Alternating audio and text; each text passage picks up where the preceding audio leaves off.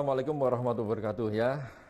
Bersama saya lagi, ini sebenarnya bukan di acara Sang Kopi Hangat, di topik yang sebenarnya ini sangat menarik ya, menarik ingin saya bagikan, ingin saya sampaikan untuk Sobat Muardi dan penyintas autoimun sekalian ya, di tengah adanya pandemi Corona ini ya, COVID-19 ini, COVID-19 ya, yang mana kita nantinya saya akan menyampaikan sebuah topik yang saya kira itu juga sangat penting untuk kita semuanya ya, mengenai masalah penambahan atau suplementasi dari satu jenis atau satu macam tanaman tradisional ya, Echinacea ya, Echinacea. Di sini nanti akan saya sampaikan bagaimana peranan Echinacea terhadap sistem imun tubuh kita ya. Echinacea seperti kita kenal, dia memang sudah lama dikenal ya, sama dengan tanaman-tanaman tradisional. Yang mana kalau Echinacea ini memang dia didapatkan dari tumbuhan Amerika Latin ya. Mas Risa, tolong untuk slide. Dan kedepannya nanti Anda juga bisa join, bisa gabung dengan kita semuanya ya, bisa bertanya. Tetapi nanti ini lebih banyak akan saya sampaikan terkait dulu informasi mengenai apa itu Echinacea dan bagaimana dia bermanfaat ke sistem imun tubuh kita ya, pada khususnya. Dan nanti diharapkan dengan sistem imun tubuh yang bagus itu kita tidak bisa terkena penyakit ya, terutama penyakit virus yang diharapkan apakah nanti ada hubungan dengan corona atau tidak ya. Peran Echinacea ya, seperti ini kita ketahui tadi sudah sampaikan di awal, ini mungkin agak rumit ya. Jadi intinya kita punya sistem imun yang mana sistem imun tubuh kita itu sudah dari sananya tercipta dari Allah SWT. Kita lahir itu dengan sistem imun yang sudah ada, sudah bagus, dan itu memang istilahnya sudah melekat di tubuh kita ya, sudah melekat. Kalau sudah melekat, apapun yang masuk ke tubuh kita itu akan dilawan oleh sistem imun tubuh kita ya, sistem imun yang dari sananya, dari awalnya, seperti selaput lendir kita, keringat kita, ya, kulit kita, itu sebenarnya suatu sistem imun, ya. Nanti sampai ke sistem imun yang di darah juga. Di darah yang mana nantinya kalau memang dari luar itu bisa nembus ke tubuh kita, itu darah yang sebagai sistem imun tubuh kita, dia akan bisa menyerang atau mengeliminasi, menghancurkan, ya. Dan seperti kita kata tadi, ada yang didapat, dan kemudian ada yang kalau memang di tubuh kita itu ada pasukan khusus ya, pasukan khusus namanya sel sistem imun yang adaptif ya, khusus dia. Kalau saya katakan seperti mirip pasukan khusus. Kalau yang tadi adalah pasukan-pasukan prajurit yang biasa. Kalau ini yang khusus ya. Dan mana apakah sistem tadi sudah sampaikan ya, definisi respon imun.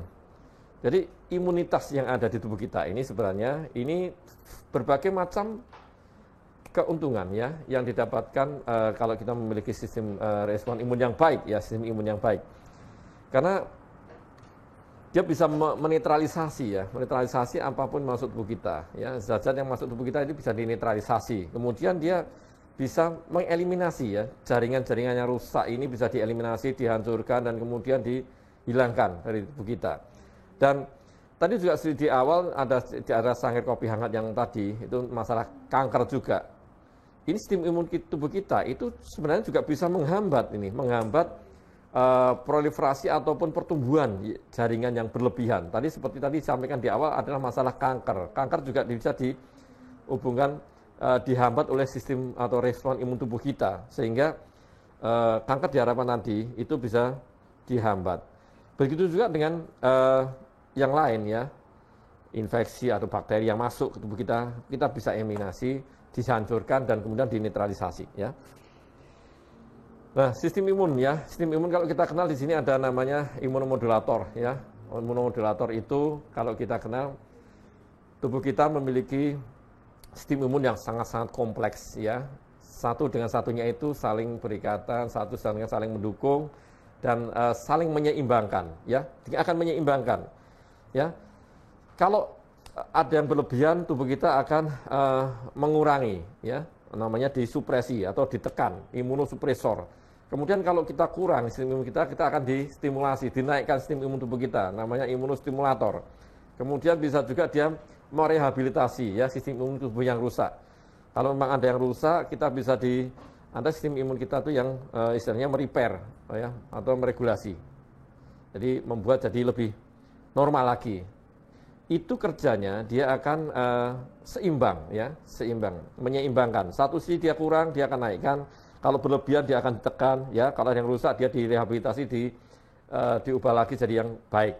Jadi begitulah sistem imun tubuh kita yang sangat kompleks, yang nantinya dia akan menjaga tubuh kita itu tidak mudah infeksi, tidak mudah sakit, dan bisa mengontrol apapun yang masuk ke tubuh kita.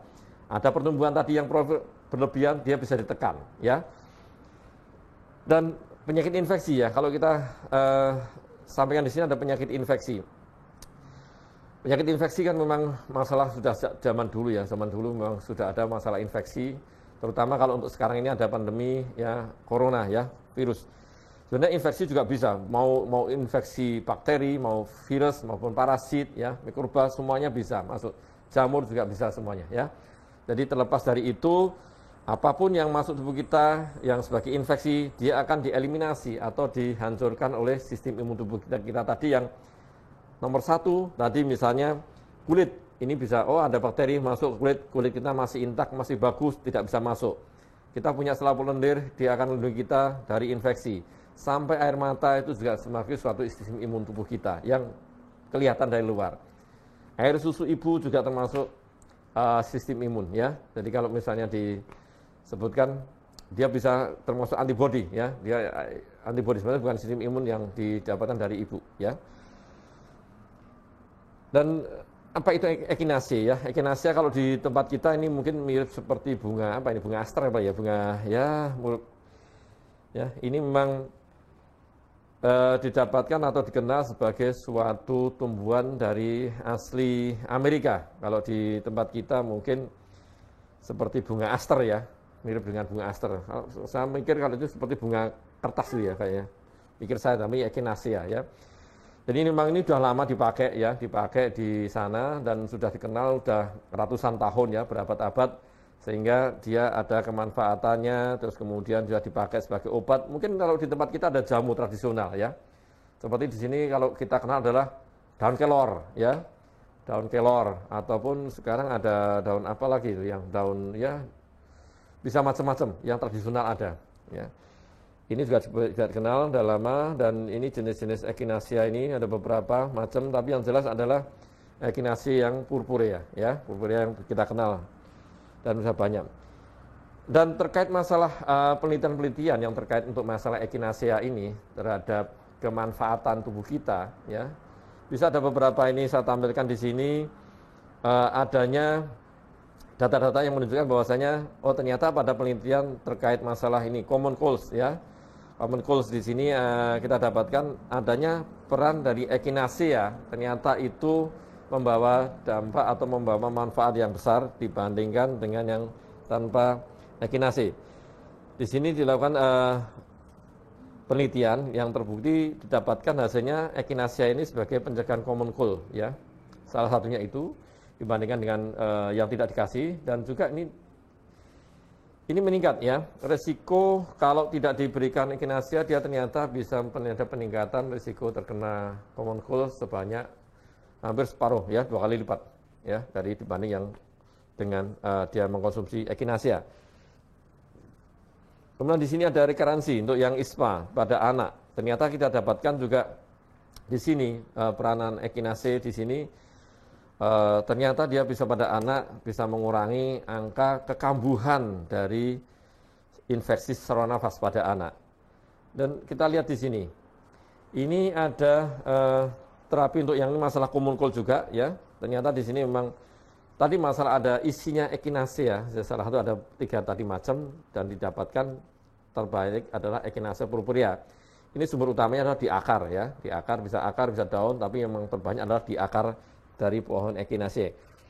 Bagaimana echinacea di Indonesia ini? Ternyata dari penelitian juga yang sudah pernah dilakukan di Indonesia didapatkan adanya bisa mengurangi angka kesakitan ya, angka kesakitan jemaah haji Indonesia ini secara bermakna. Dulu di tahun 2002 ini ada penelitian yang membandingkan antara jemaah haji Indonesia yang diberi echinacea maupun dengan tidak. Ya, didapatkan ternyata di sini yang dengan pemberian Ekinase ternyata dia angka common cold pada yang didapatkan dia separuh ya, paling enggak setengahnya dari yang tidak diberi.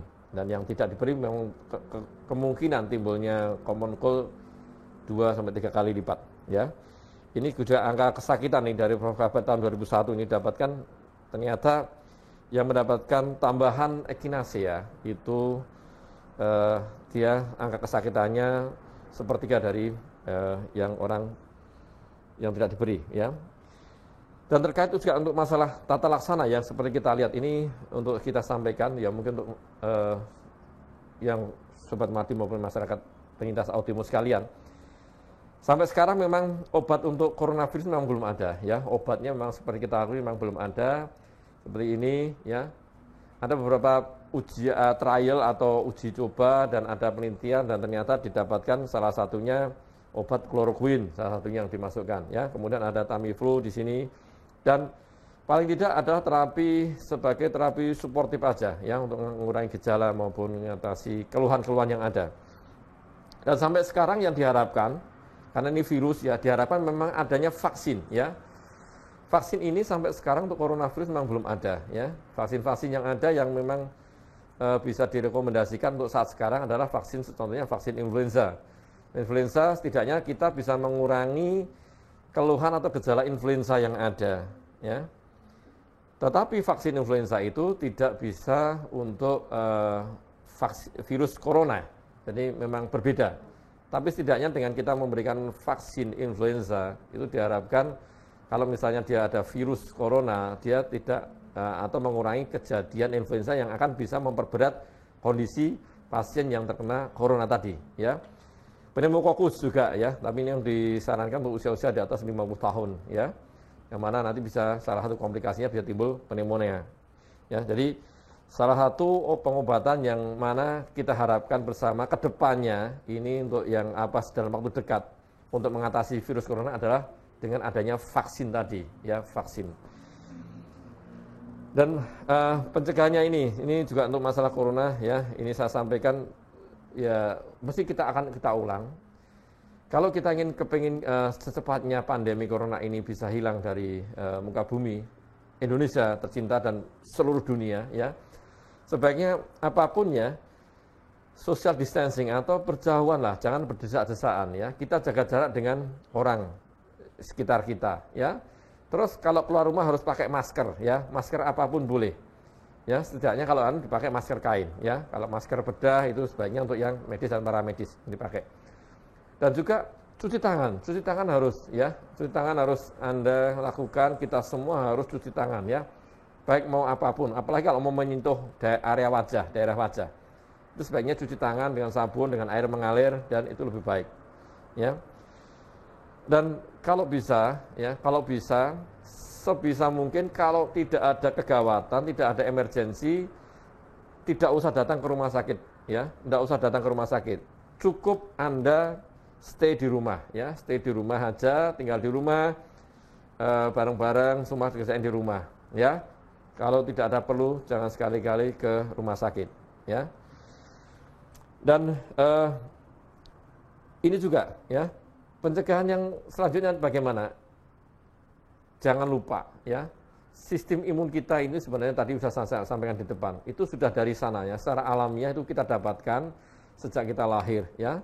Sejak kita lahir sudah kita dapatkan ya, yang akan melindungi tubuh kita terhadap apapun yang masuk ke tubuh kita ya.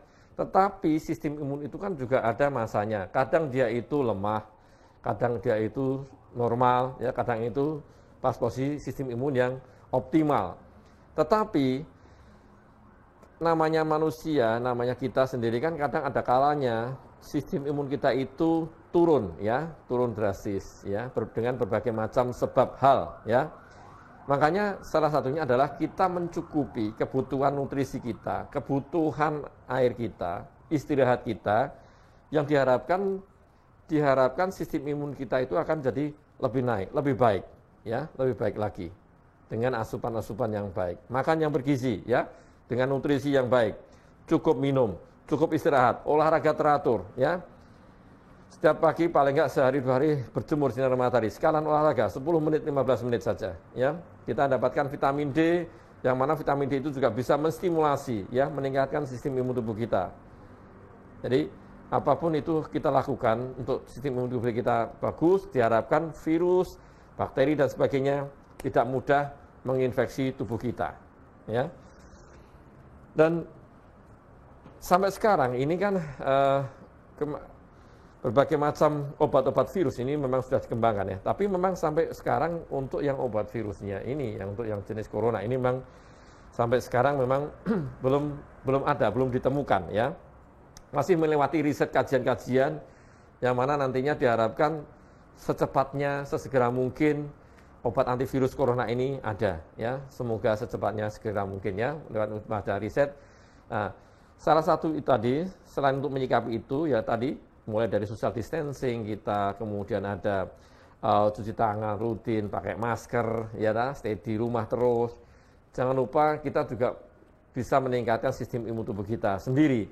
Tadi selain dari makanan segala macam, juga dengan kita memberikan tambahan dari luar, ya. Contohnya di sini adalah tadi masalah Echinacea. Karena apapun kita bisa wajib untuk memperkuat sistem imun tubuh kita. Karena kalau kita lihat di sini ada imunostimulan, ya, salah satunya banyak sekali yang bisa meningkatkan sistem imun tubuh kita. Ini mulai dari obat-obatan, dari karbohidrat maupun sampai dari tanaman. Contohnya di sini adalah Echinacea. Mungkin di tempat kita juga ada namanya daun kelor, ya. Itu juga bisa meningkatkan stimulasi sistem imun kita. Diharapkan sistem imun tubuh kita itu bagus, terus kemudian optimal kerjanya. Kita insya Allah semoga terhindar dari pandemi corona dan penyakit infeksi virus yang lainnya, ya. Dan kalau contohnya di sini imunostimulan tadi untuk kapan ini, ya, dipakai, ya.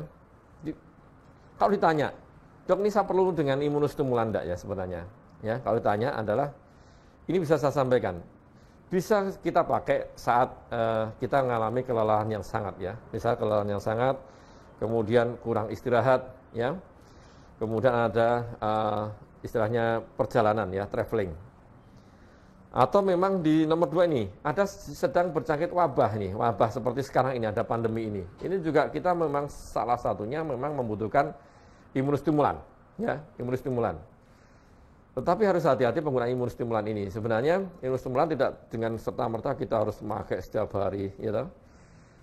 Hati-hati juga dengan orang penyintas autoimun, ya. Penyintas autoimun memang hati-hati sekali, ya. Hati-hati sekali dengan penggunaan imunostimulan ini, karena apapun penggunaan imunostimulan untuk penyintas autoimun bisa menyebabkan flare, ya, kekambuhan.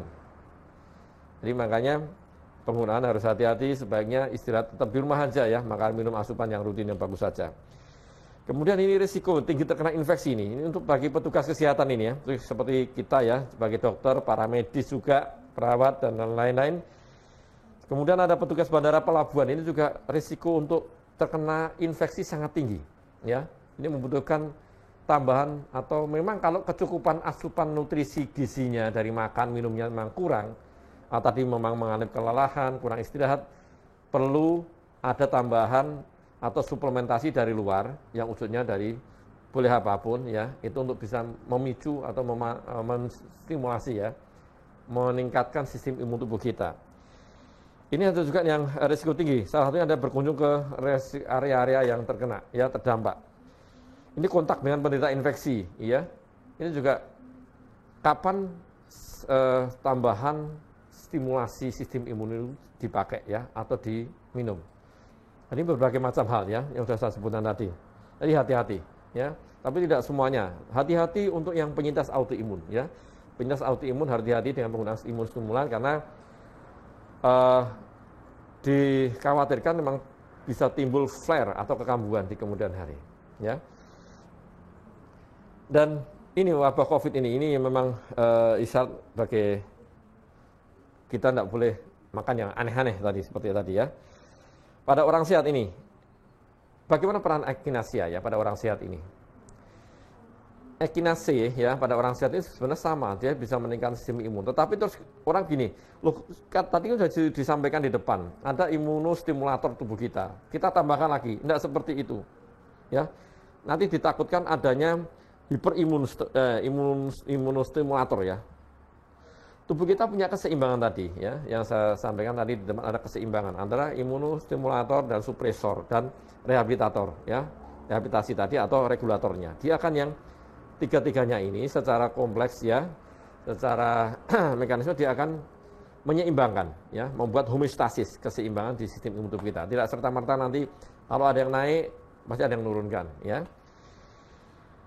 Ini juga echinacea, ini juga berperan menyeimbangkan ini level ini yang disebut adalah sitokin ya sebenarnya, yang mana seperti di virus di pandemi corona ini dikhawatirkan sekali adanya namanya badai ya, badai sitokin ataupun pengeluaran sitokin atau zat-zat yang berbahaya, zat-zat peradangan yang berbahaya yang dikeluarkan oleh tubuh yang terdampak virus ya, atau istilahnya sih badai sitokin ya.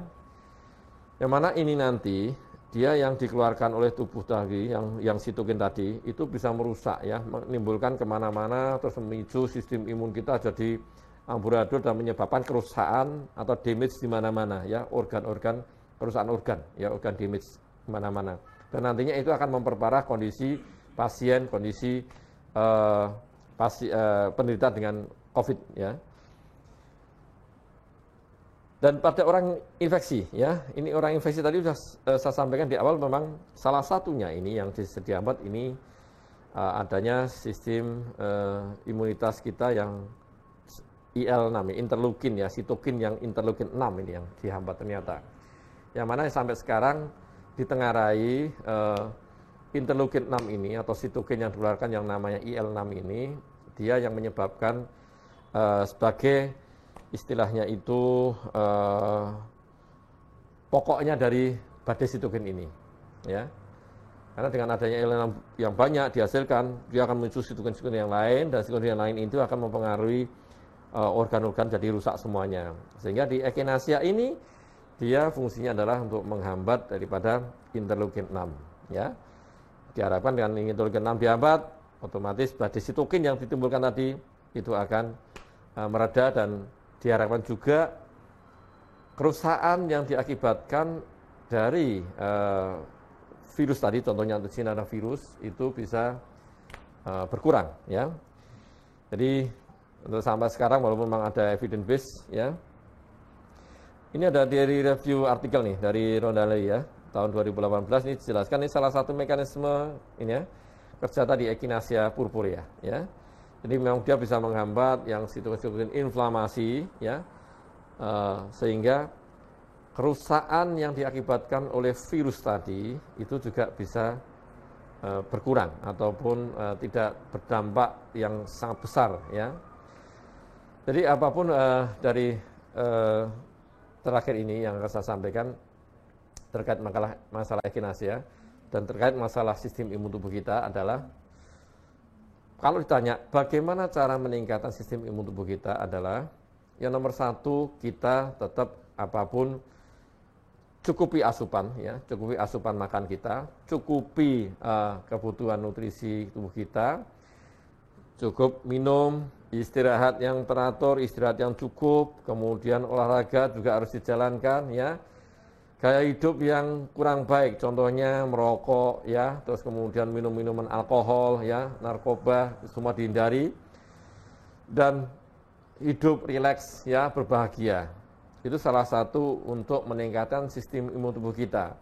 Kalau itu memang belum tercukupi, dalam artian tadi sudah saya sampaikan di depan, adanya banyak faktor yang mana seperti kelelahan, kemudian adanya wabah sekarang ini seperti sekarang ini, bisa ditambahkan suplementasi atau tambahan obat dari luar yang wujudnya adalah bisa sebagai menstimulasi sistem imun tubuh kita. Kalau dalam siang hari ini yang saya bahas adalah masalah echinacea ya. Itu bisa diberikan ke tubuh kita sehingga diharapkan tubuh kita bisa sistem imunnya meningkat ya. Dan semoga dengan sistem imun tubuh yang meningkat diharapkan virus, bakteri, mikroba, parasit, jamur, apapun yang tubuh kita itu bisa dieliminasi, bisa dihancurkan sehingga tidak menginfeksi tubuh kita. Ya, demikian Sobat Muadi dan penyintas autoimun sekalian, ini akan saya sampaikan terkait untuk masalah echinacea, bagaimana sih peran echinacea terhadap sistem imun tubuh kita. Tapi memang kalau menantinya mau bertanya, nanti silahkan, tidak apa-apa, di kesempatan lain, bisa di Sanggar Kopi Hangat yang lain. Yang jelas untuk saat sekarang, ini akan saya sampaikan mengenai istilahnya kuliah ini ya, memberikan gambaran peran echinacea terhadap sistem imun kita dan bagaimana sistem imun tubuh kita itu bisa menjaga tubuh kita biar tidak jadi sakit, tidak jadi istilahnya terkena infeksi ya. Dan semoga dengan ini bermanfaat untuk semuanya dan kita berdoa juga, saya ulangi lagi, semoga virus atau pandemi corona ini bisa hilang untuk saat sekarang dan kita bisa beraktivitas. Dan yang terakhir, ini karena 2 hari lagi mau puasa, ini saya ulang lagi, selamat nanti untuk menjalankan ibadah puasa, insya Allah kita bisa sehat, sistem imun tubuh kita insya Allah sehat, puasa juga boleh ya. Nah Bapak mau wajib dan insya Allah puasa itu menyehatkan, asal dilakukan dengan benar dan sesuai sunnah Rasul ya. Jadi apapun bisa, gak apa-apa, tidak ada, oh saya tidak usah puasa ini karena tubuh saya kan jelek, tubuh saya kan sistem imunnya jelek, enggak. Nanti insya Allah kita coba ya, puasa boleh menyehatkan dan semoga mendapat keberkahan di bulan Ramadan ya tahun ini dan kita berdoa semuanya, pokoknya kita berikan keselamatan, kesehatan, keberkahan semuanya, Allah amin ya. Demikian dari saya, nanti untuk yang tanya jawab memang ini tidak ada, ini sekedar untuk kuliah dari saya ya, memberikan gambaran mengenai peran echinacea ke sistem imun tubuh kita dan kita bisa bertemu kembali di kesempatan lain. Untuk sekian, akhirul kalam, wassalamualaikum warahmatullahi wabarakatuh.